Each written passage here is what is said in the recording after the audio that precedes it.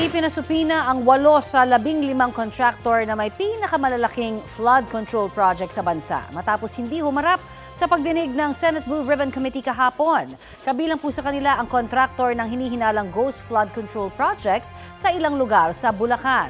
Balitang hatid ni Mav Gonzalez. My office received reports that there are ghost projects in the municipalities of Kalumpit, Malolos, and Hagonoy in the province of Bulacan. Can you confirm this?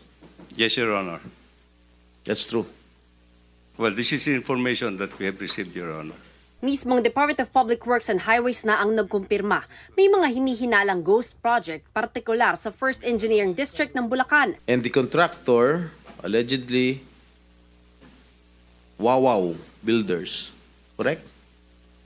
That's correct, Your Honor. Ayon sa DPWH, 9 billion pesos ang kontrata ng Wawaw Builders sa buong bansa. Sa Bulacan pa lang, 85 proyektong nagkakahalaga ng 5.91 billion pesos na ang hawak nito mula 2022 hanggang 2025. Iniimbestigahan na raw ito ng DPWH, pero nirelieve na ang buong District Engineering Office. Was there a senator or a congressman who inserted that for that particular area? Well, we'll just have to find out, Your Honor. Walang dumalo mula sa Wawaw Builders sa pagdinig ng Senate Blue Ribbon Committee. Dahil dito, ipinasabpina ang Wawaw Builders at 7 pang contractor sa flood control projects na hindi dumalo sa pagdinig. Kasama riyan ang Alpha and Omega General Contractor and Development Corporation, St. Timothy Construction Corporation, Top Notch Catalyst Builders, Sunwest Incorporated, LRTK Builders Incorporated, High Tone Construction and Development Corporation, at Royal Crown Monarch Construction and Supplies Corporation. I recommend to our the Senate President Pro Tempore to subpoena the owners of the corporations, not merely representatives. Kasi subukan na natin dito yan, pag representatives, wala hong isasagot ho yan. Si Senador Win Gatchalian, isiniwalat na may mga kontraktor na nakakuha ng bilyong-bilyong pisong halaga ng flood control projects kahit pang mababa ang kanilang kapital. Ang MG Samidan Corporation halimbawa, 250,000 pesos lang ang paid-up capital, pero mahigit 5 bilyong piso ang kontrata sa gobyerno. Ang QM Builders naman, 1.25 million pesos ang paid-up capital, pero mahigit 7 billion pesos ang nakuhang kontrata. QM Builders, ang kanyang contract is 7.3 billion. Pero ang kanyang capitalization is 1.2 million. So ang punto ko ho, meron ho talagang mga tao na linalaro po yung pre-qualification stage. Sagot ng may-ari ng QM Builders, 2 ang kumpanya nila. Isang hardware store at isang construction na pareho ang pangalan. Siguro raw para sa hardware store ang nakuhang financial statements ng senador. Ang sinasabi niya, meron siyang 40 billion pesos. Yung NFCC, kinocompute ng times 15 yon, Mr. Chair. Halimbawa may 1 billion ka sa bangko. Pwede ka sa 15 billion. Kaya kami montrata hanggang 40 billion. Pero uminit ang ulo ni Blue Ribbon Committee Chairman Senador Rodante Marcoleta nang sabihin ng QM Builders na wala pa silang nagawang proyekto sa gobyerno. Hindi ka pa nakagawa ng project?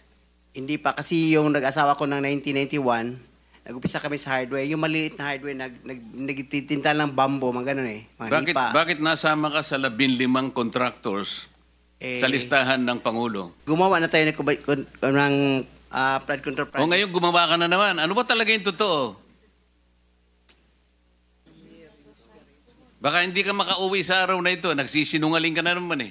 Sinabi mo, hindi ka pa nakapag-umpisa eh. Meron akong hawak na martilyo rito, sinasabi ko sa'yo. Mr. Chair. Huwag kang tatawa-tawa kasi hindi nakakatawa ito, ha? Mr. Chairman. Dito lang nagsisinungaling ka na eh. Sa huli, pinasumite na lang ng komite ang financial statements ng kumpanya.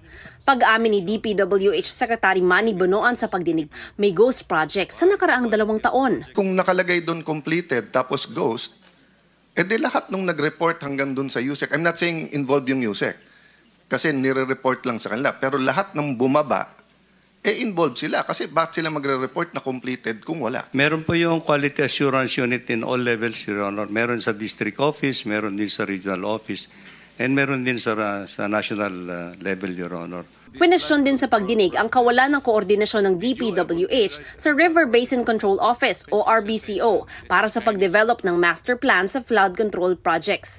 Unfortunately, Your Honor, I think this is one of the challenges that we have to face. You know, I admit, Mr. Chairman, that we have not had any significant coordination at this point in time. We started from the wrong foot. Kumbaga, yung palang pinaka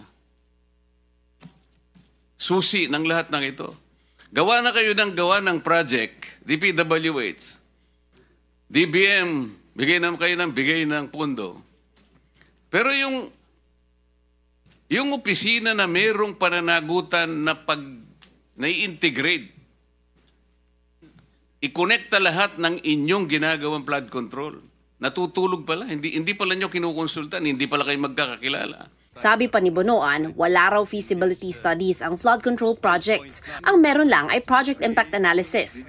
Pinapa-reallocate ni Senador Bam Aquino ang 243 billion pesos na pondo para sa flood control sa 2026 national budget papunta sa mga munisipyong tukoy na madalas bahain. Pagdating po sa flooding, yung mga lugar na may flooding talaga, I would guess meron po kayong expertise kung saan talaga yung totoong flooding sa Pilipinas. Magsabit tayo, yung talagang totoong flood control. Yung talagang flood control budget na talagang swak talaga sa pangangailangan ng tao. Iginiit naman ni Senador Mig Zubiri na walang magagawa ang Public Works at Budget Departments kung magpasok ng kung ano-anong proyekto ang mga mambabatas at maisabatas ang national budget. Paglabas po ng budget, iba nang itsura ng budget, wala na po silang magagawa dahil batas po yan. Kailangan po nilang i-implement yun. That's the elephant in the room. Where are the sources of these funds?